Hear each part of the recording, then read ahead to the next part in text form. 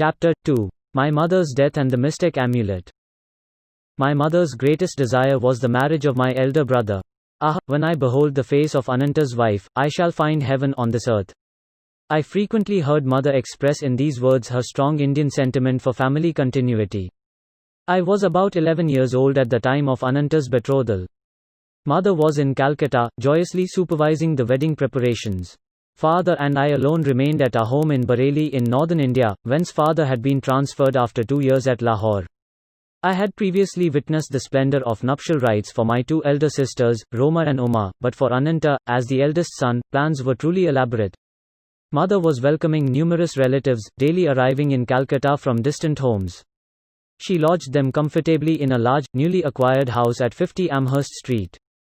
Everything was in readiness: the banquet delicacies, the gay throne on which brother was to be carried to the home of the bride-to-be, the rows of colorful lights, the mammoth cardboard elephants and camels, the English, Scottish and Indian orchestras, the professional entertainers, the priests for the ancient rituals.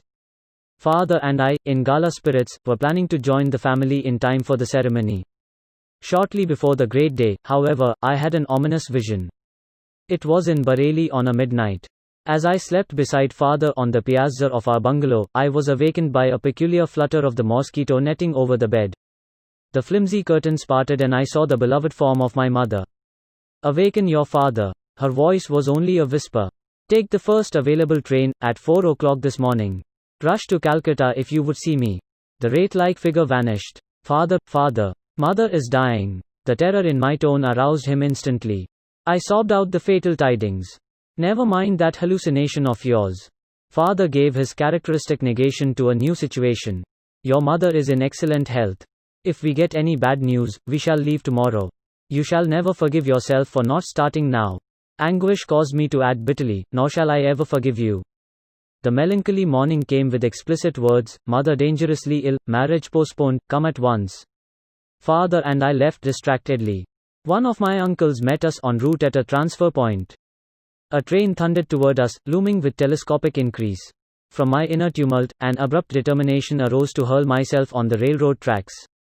Already bereft, I felt, of my mother, I could not endure a world suddenly barren to the bone. I loved mother as my dearest friend on earth. Her solacing black eyes had been my surest refuge in the trifling tragedies of childhood. Does she yet live? I stopped for one last question to my uncle. Of course she is alive. He was not slow to interpret the desperation in my face. But I scarcely believed him. When we reached our Calcutta home, it was only to confront the stunning mystery of death. I collapsed into an almost lifeless state. Years passed before any reconciliation entered my heart. Storming the very gates of heaven, my cries at last summoned the Divine Mother. Her words brought final healing to my suppurating wounds. "It is I who have watched over thee, life after life, in the tenderness of many mothers. See in my gaze the two black eyes, the lost beautiful eyes, thou seekest."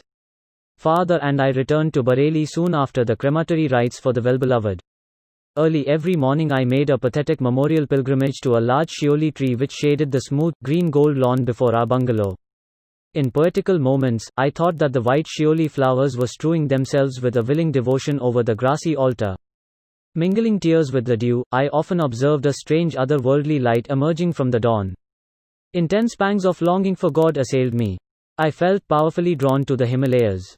One of my cousins, fresh from a period of travel in the holy hills, visited us in Bareilly.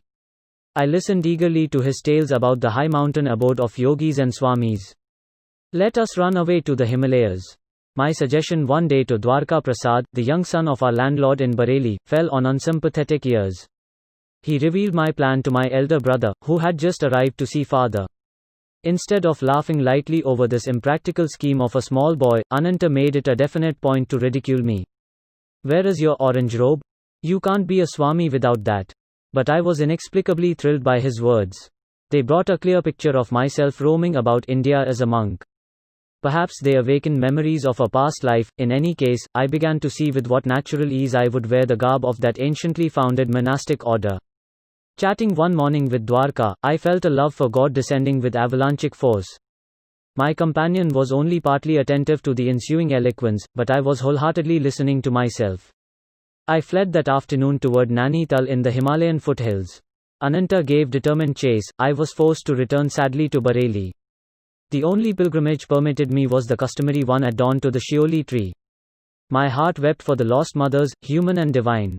The rent left in the family fabric by mother's death was irreparable. Father never remarried during his nearly 40 remaining years. Assuming the difficult role of father-mother to his little flock, he grew noticeably more tender, more approachable. With calmness and insight, he solved the various family problems. After office hours, he retired like a hermit to the cell of his room, practicing Kriya Yoga in a sweet serenity. Long after mother's death, I attempted to engage an English nurse to attend to details that would make my parents' life more comfortable. But father shook his head. Service to me ended with your mother. His eyes were remote with a lifelong devotion. I will not accept ministrations from any other woman. 14 months after mother's passing, I learned that she had left me a momentous message. Ananta was present at her deathbed and had recorded her words. Although she had asked that the disclosure be made to me in 1 year, my brother delayed. He was soon to leave Bareilly for Calcutta, to marry the girl mother had chosen for him. One evening he summoned me to his side. Mukunda, I have been reluctant to give you strange tidings. Ananta's tone held a note of resignation. My fear was to inflame your desire to leave home. But in any case, you are bristling with divine ardor. When I captured you recently on your way to the Himalayas, I came to a definite resolve. I must not further postpone the fulfillment of my solemn promise. My brother handed me a small box, and delivered mother's message.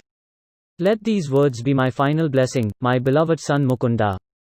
Mother had said, the hour is here when I must relate a number of phenomenal events following your birth. I first knew your destined path when you were but a babe in my arms. I carried you then to the home of my guru in Benares. Almost hidden behind a throng of disciples, I could barely see Lahiri Mahise as he sat in deep meditation. While I patted you, I was praying that the great guru take notice and bestow a blessing. As my silent devotional demand grew in intensity, he opened his eyes and beckoned me to approach. The others made a way for me. I bowed at the sacred feet. My master seated you on his lap, placing his hand on your forehead by way of spiritually baptizing you. Little mother, thy son will be a yogi. As a spiritual engine, he will carry many souls to God's kingdom. My heart leaped with joy to find my secret prayer granted by the omniscient Guru and your sister Roma, as from the next room we observed you motionless on the bed. Your little face was illuminated, your voice rang with iron resolve as you spoke of going to the Himalayas in quest of the divine. In these ways, dear son, I came to know that your road lies far from worldly ambitions. The most singular event in my life brought further confirmation, an event which now impels my deathbed message. It was an interview with a sage in the Punjab. While our family was living in Lahore, one morning the servant came precipitantly into my room. Mistress, a strange sadhu is here. He insists that he see the mother of Mukunda. These simple words struck a profound chord within me. I went at once to greet the visitor. Bowing at his feet, I sensed that before me was a true man of God. Mother, he said, the great masters wish you to know that your stay on earth will not be long. Your next illness shall prove to be your last. There was a silence, during which I felt no alarm but only a vibration of great peace. Finally he addressed me again. You are to be the custodian of a certain silver amulet. I will not give it to you today. To demonstrate the truth in my words, the talisman shall materialize in your hands tomorrow as you meditate. On your deathbed, you must instruct your eldest son Ananta to keep the amulet for 1 year and then to hand it over to your second son. Mukunda will understand the meaning of the talisman from the great ones. He should receive it about the time he is ready to renounce all worldly hopes and start his vital search for God. When he has retained the amulet for some years, and when it has served its purpose, it shall vanish. Even if kept in the most secret spot, it shall return whence it came. I proffered alms to the saint, and bowed before him in great reverence. Not taking the offering, he departed with a blessing. The next evening, as I sat with folded hands in meditation, a silver amulet materialized between my palms, even as the sadhu had promised. It made itself known by a cold, smooth touch. I have jealously guarded it for more than 2 years, and now leave it in Ananta's keeping. Do not grieve for me, as I shall have been ushered by my great Guru into the arms of the Infinite. Farewell, my child, the cosmic mother will protect you. A blaze of illumination came over me with possession of the amulet, many dormant memories awakened. The talisman, round and anciently quaint, was covered with Sanskrit characters. I understood that it came from teachers of past lives, who were invisibly guiding my steps. A further significance there was, indeed, but one does not reveal fully the heart of an amulet. How the talisman finally vanished amidst deeply unhappy circumstances of my life, and how its loss was a herald of my gain of a guru, cannot be told in this chapter. But the small boy, thwarted in his attempts to reach the Himalayas, daily traveled far on the wings of his amulet. That's all about the second chapter. See you all next in the third chapter. Please don't forget to like, comment and subscribe our channel. Also click the bell icon to receive notification when I upload next chapter. Thank you.